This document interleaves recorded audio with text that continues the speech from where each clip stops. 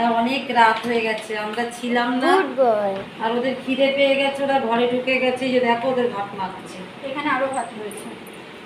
লালু বসে বলো, ওদের ভাত মাখা হচ্ছে, এর মেডিসিন চলছে।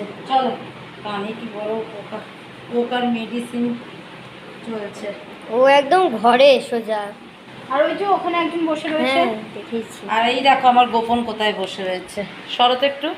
এই দেখো আমার বাবা সোনা বসে রয়েছে। আর এই দেখো সবাই বসে রয়েছে ওই গ্যারেজে, এই অন্ধকারে দেখতে পাবে না।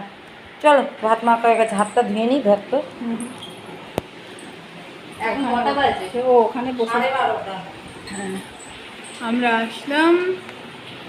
লালো তাকাও সবাই, এরকম দেখেছো, বললেই তাকায় না। তোকে নমস্কার করতে বলে নম করবে না, নম তোমরাই তো ভগবান। চলো বাবা, বাইরে আরো শাড়িও ছাড়িনি আমি।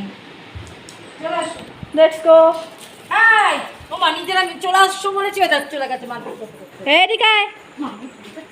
আস্তে, একমাত্র লালুই যে সব কথা শোনে।